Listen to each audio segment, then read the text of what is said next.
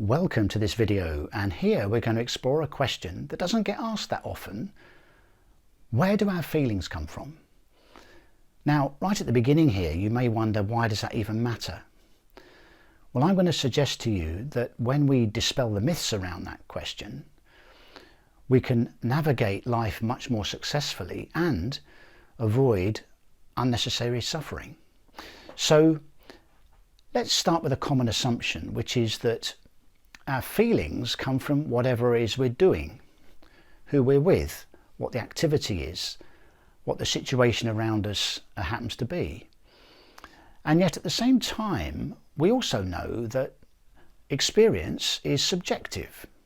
So for example, you go to watch a film with a friend, and it's the same film, you both watch at the same time, and yet one of you really enjoys it and the other one doesn't. So that raises an interesting question then. Where are those feelings coming from if you're watching the same film? You're in the same circumstances. Same goes for something like a holiday destination. You know, some holiday destinations people will be drawn to, and others won't be drawn to those same destinations. So another example might be, and I'm sure you've come across something like this, was perhaps you're at work and you hear of a sports result. Maybe your football team has won, so you're pleased. But of course, somebody else might find that result very disheartening because their team lost. It's the same circumstance, but very different experiences of that result. Another clue is when perhaps you feel a certain way, but there's no obvious reason. Sometimes people talk about being happy for no reason, or indeed glum for no reason. And there's a story I share in my book, actually, of one that happened to me where I was working in Edinburgh, and after a busy day in the centre of the city, I was walking back west to where I was staying, and as you leave the grand architecture of the city centre, you come to Haymarket, which is much more ordinary, everyday sort of place. And I got there on my walk, and suddenly I was filled with this happiness. I was so pleased to be alive, and yet there was no obvious reason why that should be the case. So there's these clues as to, well, do circumstances really cause our feelings? One other clue is from the case where, you know how people say sometimes when you've got something on your mind, sleep on it. So on the evening before you sleep, you're feeling a certain way about the circumstances you're facing. You then have a sleep, and in the morning, those exact same circumstances seem to feel different. So there's that subjectivity, and there's this sort of variation in feeling which don't seem to be ascribed to circumstances at all. So what's the explanation for that? So let's use a simple diagram to illustrate what is actually happening.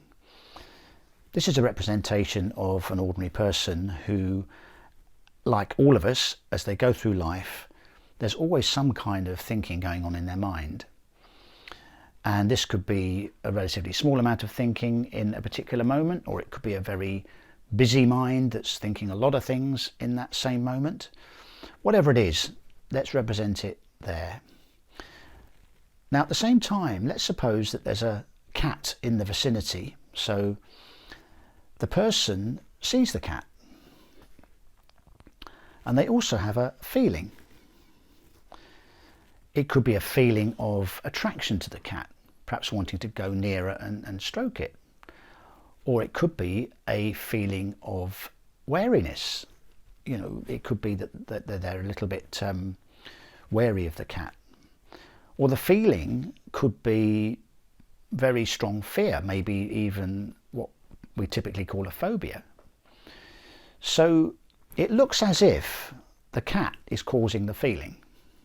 In other words, this is an example of the feeling that we have seeming that it comes from the circumstances we're in.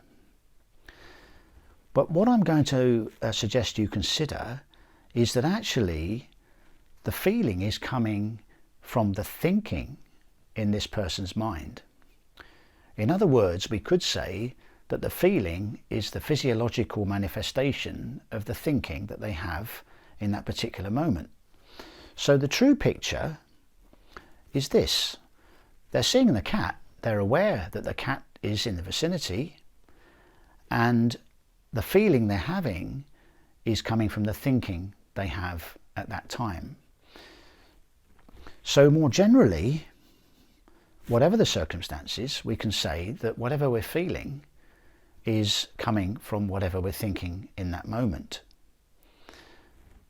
But it's so easy to attribute the feeling to the circumstances because it's almost like a trick of the mind that we think that because something is in our awareness, external to us, that the feeling must be coming from that. But actually, it's directly coming from our thinking. Now, at this point, let me say that I don't expect you to believe me, but what you can do is look to your own experience and use your own experience to validate whether this works for you or not.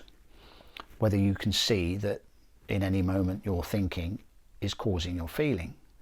Sometimes we see it, sometimes we don't. But be willing to consider this as a explanation, if you like, of what is actually going on. So having looked at that explanation, you may be wondering, well, so what? What are the implications? And the brilliant thing is that when you see that that is actually how your feelings arise, that they come from your thinking, suddenly there's more freedom open to you than you thought there was. Because now you can see that circumstances can't dictate a particular feeling. They don't dictate how you feel. So you have more freedom, potentially. Even the knowledge that that freedom is there is a more hopeful way of living because you're not stuck, you're not a victim of circumstance. And this is what makes resilience possible. I mean, we've all had events happen to us in the past which we've found upsetting or disappointing or disruptive, and we have got over them. Well, how did that happen? Because if circumstances dictate feeling, we'd be stuck with that feeling because the event happened. We can't change the event because it happened in the past. And if circumstances made our feelings, then we'd be stuck with that feeling for the rest of our lives. But we know that's not true. We know we've got over certain things in the past. So that freedom is actually what makes resilience possible. And there's one other brilliant thing just to finish with, which is that the human mind has a inclination or a default setting, which is peace of mind. In other words, when our thinking quietens down, when we're not driving it in a way that keeps it very, very busy, and the mind automatically settles into a quieter, calmer frame, then the feeling that comes with that is a very nice feeling. It's a very pleasant and welcome feeling. And this is actually, again, something you know, you're familiar with, because when you are truly relaxed, that's what's happening. That's how you truly relax. It's not actually the circumstances you're in.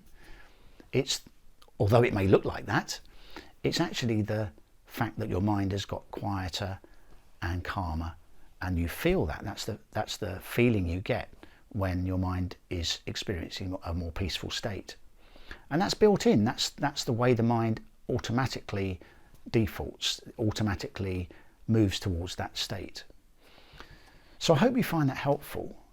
And if you're interested in pursuing this further, then let me know. And any comments and questions, please share those too.